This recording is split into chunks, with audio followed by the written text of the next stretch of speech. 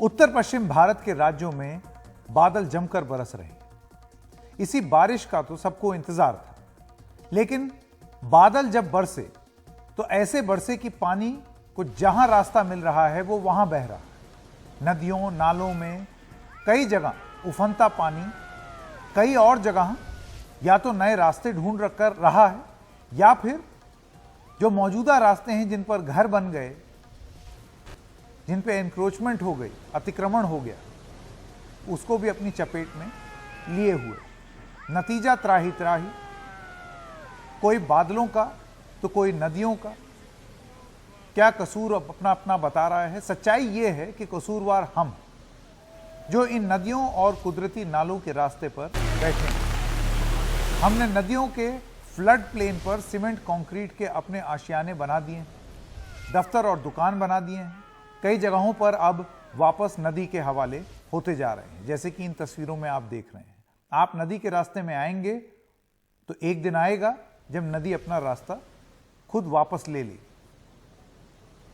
इसी की कहानी हम बताएंगे आज भी नई तस्वीरों के जरिए। पहले नजर डाल लेते हैं मौसम विभाग ने कहां कहां अलर्ट जारी किया है। हिमाचल प्रदेश में रेड अलर्ट है, मूसलाधार बारिश हो रही है। उत्तराखंड में रेड अलर्ट है, यहां पर भी मूसलाधार बारिश है। पंजाब में ऑरेंज अलर्ट है, इसका मतलब भारी बारिश होगी यहां पर। हरियाणा में भी ऑरेंज अलर्ट है, गुजरात में भी ऑरेंज अलर्ट है, पूर्वी राजस्थान में भी ऑरेंज अलर्ट है। सोचिए, रेगिस्तान में तेज बारिश। और अब बारिश की कहानी तस्वीरों की जुबानी। पहले तस्वीरें उत्तराखंड से, जहां के सभी 13 जिलों में भारी बारिश का अलर्ट है। बारिश से बेहाल उत्तराखंड को फिलहाल राहत मिलने के आसार नहीं दिख रहे। मौसम विभाग ने सभी 13 जिलों में 11 जुलाई और 12 जुलाई के लिए रेड अलर्ट जारी किया है। वहीं 13 से 15 जुलाई तक के लिए भारी से बहुत भारी बारिश की चेतावनी। ये तस्वीरें उत्तराखंड के सीमांत पिथौरागढ़ जिले के हैं। धारचूला एक जगह है वहां की है। यहां काली नदी के कई तटीय इलाकों में तबाही मच गई। काली नदी के तेज बहाव से कई तटीय इलाकों में कटाव हुआ है। कटाव का मतलब यह हुआ कि पहाड़ कट कट के गिर रहा है, जैसे कि आप इन तस्वीरों में देख रहे हैं। एक हिस्सा ही कट के नदी में गिर जा रहा है। इस कटाव से किनारे पर बना एक मकान देखते ही देखते नदी में समा गया। ऐसे ही खतरा यहां के कई और घरों को भी हो गया है। ऐसे में घबराए ग्रामीण जरूरी सामान के साथ गांव छोड़ रहे हैं। उधर उत्तरकाशी में बारिश की वजह से एक बड़ा हादसा हो गया। गंगोत्री से लौट रहे तीर्थयात्रियों को और उनकी 3 गाड़ियों का यहां भूस्खलन के से गिरे मलबे के नीचे नुकसान हो, वो उसके नीचे दब गए। हादसे में एक महिला समेत 4 लोगों की मौत हो गई, 7 घायल हो गए। ये तीर्थयात्री मध्य प्रदेश के रहने वाले थे। जिस समय हादसा हुआ उस वक्त इन तीनों गाड़ियों में 30 यात्री सवार थे। उत्तराखंड में भारी बारिश के कारण कई सड़कों पर भूस्खलन के कारण बंद हैं। करीब 200 जगहों पर सड़कों पर आने जाने में बाधा पड़ी। उत्तराखंड सरकार ने 4 धाम यात्रा पर जा रहे यात्रियों को सलाह दी है कि वो मौसम विभाग से पूरी जानकारी हासिल करने के बाद ही यात्रा पर निकलें और रास्ते में पूरी सावधानी बरतें। और यह तस्वीर जो अब आप देखेंगे, ये चमोली जिले के सीमावर्ती इलाके वहां की हैं। हमने कल इन तस्वीरों में आपको बताया था कि यहां धौली गंगा की सहायक नदी जो एक ग्लेशियर से निकलती है, उसमें कल सुबह अचानक बाढ़ आ गई, जिसके साथ भारी मात्रा में चट्टानें और गाद नीचे आई। उसी समय स्थानीय लोगों ने ये तस्वीरें ली। इन तस्वीरों में दिख रहा है कि इस सहायक नदी पर बने एक पुल के नीचे एक बड़ी चट्टान अटक गई, जो पुल के लिए खतरा बन गई। और अब ये तस्वीरें देखिए जो आज सुबह की। पुल पानी से बह चुका है। बीती रात पानी के साथ आई गाद ने पुल के नीचे फंसी बड़ी चट्टान को धक्का मारा और चट्टान पुल को गिराकर आगे बढ़ गई। तमाम ऐसी घटनाएं हुई हैं जहां पूरे के पूरे पुल ढह गए। अब आपको दिखाते हैं हरिद्वार की तस्वीरें, जहां भारी बारिश से जनजीवन अस्त व्यस्त है। पहले इन तस्वीरों को देखिए। पानी की धार में सैकड़ों नीले ड्रम बहे जा रहे हैं। ये तस्वीरें हरिद्वार के इंडस्ट्रियल इलाके सिडकुल की हैं। हरिद्वार में उद्योगों को यहां शिवालिक की तलहटी पर बसाया गया है, जहां से होकर कई पहाड़ी नाले गुजरते हैं। इनके फ्लड प्लेन पर अब उद्योग धंधे लगे हुए हैं। शिवालिक की पहाड़ियों में कुछ घंटे बारिश हुई तो पानी ने अपने उन पुराने रास्तों को ढूंढ लिया। ऐसे ही पानी के रास्ते पर ये ड्रम रखे हुए थे, जो पानी के साथ साथ बहते हुए दिखाई दे रहे हैं। और ये तस्वीर है हरिद्वार के एक व्यस्त इलाके की। बारिश की वजह से शहर के मुख्य और व्यस्त इलाकों में गलियों, मोहल्लों और चौराहों पर पानी भर गया है। गंगा पहले ही पानी से लबालब है और ऊपर से बारिश से शहर में जमा पानी, उसके निकलने के लिए कोई रास्ता नहीं। हरिद्वार के कई इलाकों में हर साल यही हाल होता है। और जैसे कि आपने देखा, इसी के बीच में कावड़ यात्रा भी निकल रही। आइए अब सुनते हैं कि डीजीपी जो हैं उत्तराखंड के, वो क्या कहते हैं। ये हमारे 39 जगहों पर एसडीआरएफ की टीमें लगी हैं। एनडीआरएफ भी अपनी उनकी भी 5-6 लोकेशंस पे एनडीआरएफ भी लगी हुई है। जहां भी ऐसी कोई घटना की सूचना आती है, इमीडिएट हमारी जो है फोर्सेस पहुंच रही हैं, पुलिस और एसडीआरएफ, और जो संभव रिलीफ है वो किया जा रहा है, इमीडिएट दिया जा रहा है। और जैसा मैंने कहा, हमने जो क्रूशियल रास्ते हैं उन पे चढ़ाई, मतलब लोगों को जाना आवागमन बंद कर दिया है। और बाकी जो रास्ते बंद हो जा रहे हैं, जहाँ लोग बीच में कहीं ट्रैप्ड हैं, तो रास्ता खुलवा करके कोशिश कर रहे हैं कि उनको कम से कम असुविधा हो। और अब चलते हैं हिमाचल प्रदेश, जहां बीते 3 दिन में भारी बारिश से सभी नदियों में बाढ़ आ गई है और उससे काफी नुकसान पहुंचा है। तस्वीरें आपके स्क्रीन पर जो आएंगी, ये हैं हिमाचल प्रदेश के सिरमौर की। बाढ़ की वजह से सिरमौर में ये पुल ढह गया। सिरमौर में ही 4 करोड़ रुपए की लागत से गिरी नदी पर बना हुआ एक पुल गिर गया। हिमाचल प्रदेश में रावी, ब्यास, सतलुज, चेनाब और पार्वती नदियों के आसपास के जितने इलाके हैं वहाँ पर काफ़ी नुकसान हुआ है। कुल्लू मनाली, मंडी, शिमला, सभी जगह में किसी न किसी तरह की घटनाएं सामने लगातार आ रही। सिरमौर में ही भारी बारिश के बाद यहाँ इस मंदिर में भी पानी भर गया। ऊंचे पहाड़ी इलाके में बारिश होने से सिरमौर के गिरी जटोन बैराज के गेट खोल दिए गए, जिससे मैदानी क्षेत्र पांवटा साहिब में पानी काफी बढ़ गया है। हालांकि अब हालात में सुधार है, ऐसा बताया जा रहा है। प्रदेश में बाढ़ से राहत के लिए एनडीआरएफ की टीमें भी तैनात हैं। हिमाचल में सबसे ज्यादा तबाही ब्यास नदी के आसपास के इलाके में मची है।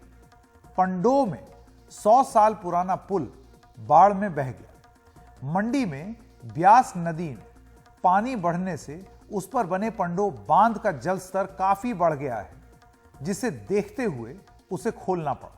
पंडो में मौजूद रहे हमारे सहयोगी अंकित त्यागी, जिन्होंने आज दिन भर वहां पर हालात का जायजा लिया। पंडो डैम पे खड़ा हूं। ब्यास नदी पर बना ये डैम है और ये आपको दिखाता है कि किस तरीके की ताकत से, उफान से पानी इस वक्त ब्यास नदी में गिर रहा है। अभी भी इस डैम के सारे दरवाजे जो हैं वो खोल के रखे गए हैं, क्योंकि पीछे से जो अपस्ट्रीम कैचमेंट एरिया है वहाँ पे 2 दिन की भारी बारिश के बाद पानी जो है वो खतरे के निशान के आसपास बह रहा है। तो ये पानी को यहाँ से छोड़कर डाउनस्ट्रीम जो है वहाँ पर इस पानी को निकाला जा रहा है। कल और परसों जिस तरीके से यहाँ पर ज़बरदस्त बारिश हुई, तो यहीं इस पानी की वजह से जो पंडो का मार्केट है, जो बाज़ार है, वहाँ पर पानी बढ़ा और यहाँ पर 3 पुराने ऐसे पुल हैं जो बह गए हैं इस पूरे जो बहाव है, जो उफान है, उसके साथ। आप सभी ने कुछ तस्वीरें देखी थी जिसको देखकर सबको लगा कि हिमाचल प्रदेश में कितनी बड़ी प्रलय आई हुई है। उसमें से एक तस्वीर जो बहुत प्रोमिनेंटली लोगों ने देखी वो थी पंडो के एक 100 साल पुराने पुल की, जो पानी उसके ऊपर आ गया था और उसको पुल को बहा के ले गया। मैं इस वक्त पंडो बाजार से उस पुल की तरफ जा रहा हूँ। सड़क आप देखिए किस तरीके से पानी का बहाव वहाँ पे रहा होगा कि पूरी सड़क जो है ये धंस गई है और काफ़ी खतरनाक है फिलहाल यहाँ पर जिस तरीके से वो पुल टूटा है और उसके बाद का जो इलाका है लोहे के ये स्ट्रक्चर जो है वो मुड़ भी गया है। तो इस वक्त खतरनाक है। यहाँ पर कम से कम प्रशासन को रोगों को रोकने के लिए ज़रूर इंतज़ाम करने चाहिए। अब ये जो तार हैं ये वो कहानी बताते हैं कि कुछ जो सस्पेंशन ब्रिज था यहाँ पर 100 साल पुराना ब्रिज, उसकी एक आपको मैं तख्ती भी दिखाता हूँ। अंग्रेजों के जमाने का जो पुल था, पंडो ब्रिज, स्पैन 288 फीट, 1923। 2023 में ये अपने 100 साल की एनिवर्सरी मना रहा था।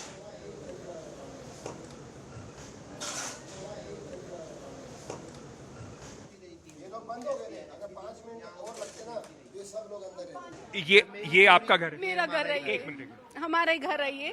और 9 फुट पानी आया हुआ था यहाँ पे, और मेरे पास टोटली लॉस हो गया मेरा पूरा, टोटली हमें एक दिन का तक भी निकालने को नहीं मिला, और टाइम ही नहीं दिया इन्होंने भी।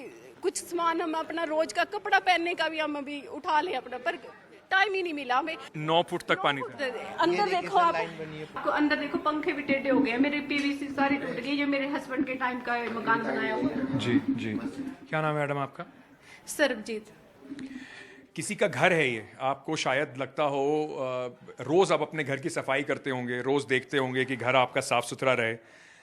उस घर में अब हालात ये हैं, देखिए बर्तन उठाने का भी लोगों को समय नहीं मिला, पूरे घर में कीचड़ ही कीचड़ हो रखा है। जहाँ पे मैं चल रहा हूँ, चलना मुश्किल है। लोगों का पूरा फर्नीचर, दुकान, घर के अंदर का सारा सामान, कपड़े, सब कुछ चंद मिनटों में जिस तरीके से पानी आया, 9 फीट ऊपर पानी आया, उसमें सारा चला गया।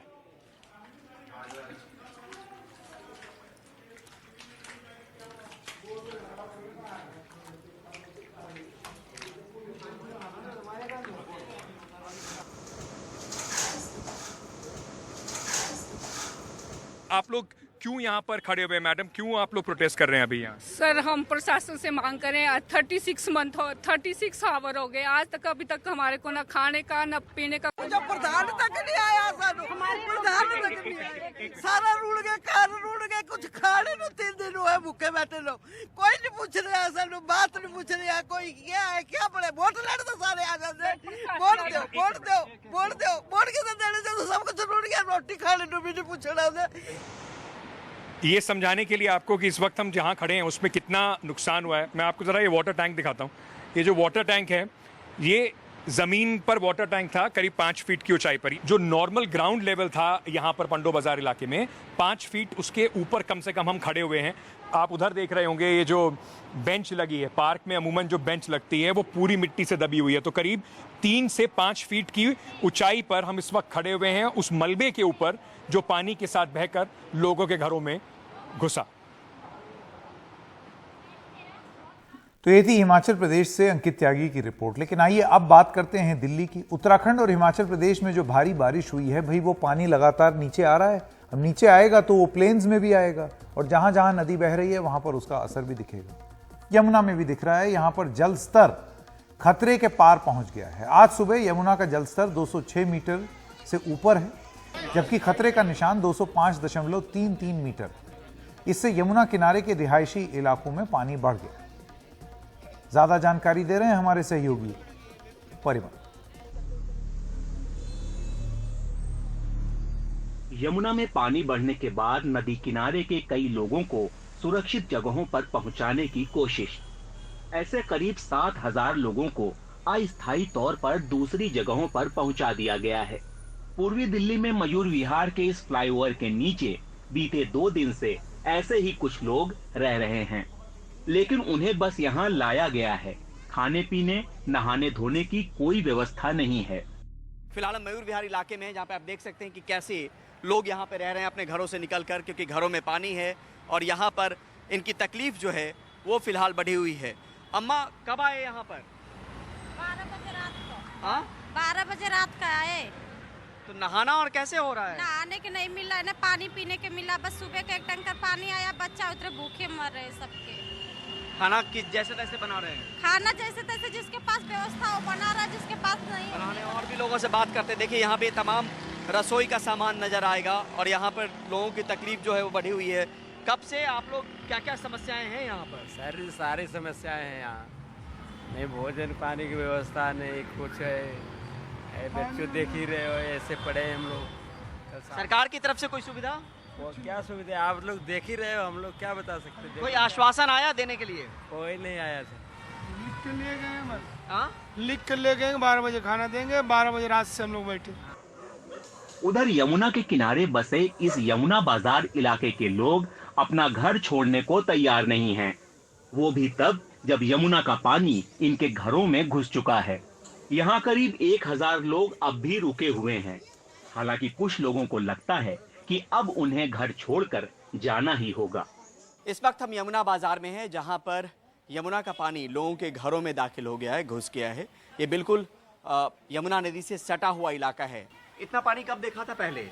थोड़ा उधर घूम के बताइए। हमको तो साल हो गया, बताते हैं लोग कई साल पहले इतना आया था। 3 साल बाद इस तरीके का मंजर जो है यहाँ पे दिखा है। लोग यहाँ पर हैं, अधिकारी यहाँ पर पहुंचे हैं और ये घरों की स्थिति आप समझिए।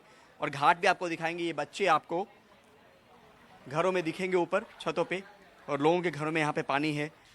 कैसे कर रहे हैं बाबा यहाँ पर? खाना पीना कैसे चल रहा है फिर? घरों में तो पानी, खाना पीना सब बंद हो गया सर। खाना पीना कहाँ से मिलेगा? कुछ भी नहीं, खाना पीना पूरा घर में पानी है। यहाँ के पानी भरा हुआ। अगर आप देखिए तो ऊपर भी देखिए, किसी सेफ जगह पे। ये एक रूम का कमरा है। एक रूम का है सर। क्या काम करते हैं आप? सर प्राइवेट नौकरी करता हूँ। प्राइवेट नौकरी करते हैं। ये घर में पूरा पानी दाखिल है। आगे भी आपको अगर चल के दिखाएं तो देखिए, भगवान है लेकिन फिलहाल भक्त नहीं है, क्योंकि मंदिर में भी पानी है। यहाँ पे आप देख सकते हैं, मंदिर आपको नजर आएगा और सब कुछ इन्हीं पर निर्भर भी करता है। दिल्ली बोट क्लब, एमसीडी और यमुना फ्लड बोर्ड के कर्मचारी लोगों को निकालने में जुटे हैं। कल ही मुख्यमंत्री अरविंद केजरीवाल इन अधिकारियों से मिले और भारी बारिश से राहत के कामों का जायजा लिया। हरीश जी, कितने बोट का इंतजाम आपने कर रखा है अगर कोई उस तरह की स्थिति है? करीब 40 तो बोटें यमुना में उतारी हुई हैं और उसके बाद में 15-20 बोटें ऊपर स्टैंड बाई भी की हुई हैं।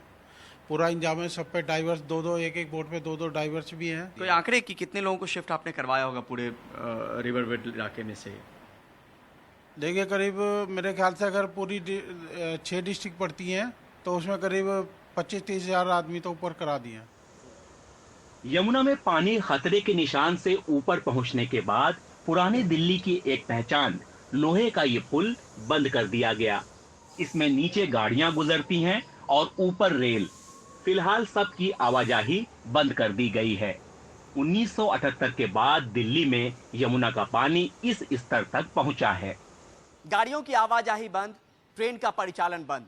फिलहाल हम लोहे का पुराना पुल के पास हैं और पुराने पुल पे हैं। आप देखिए कि यहाँ पर कोई भी ट्रैफिक आपको नजर नहीं आएगी, चाहे वो नॉर्मल गाड़ियाँ हों या ऊपर जो रेलवे ट्रैक है उस पर ट्रेनों का परिचालन हो।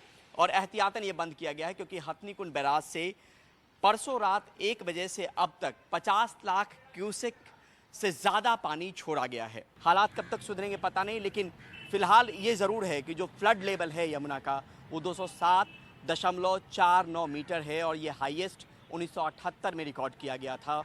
उतना ज़्यादा जल स्तर कभी नहीं बढ़ा है।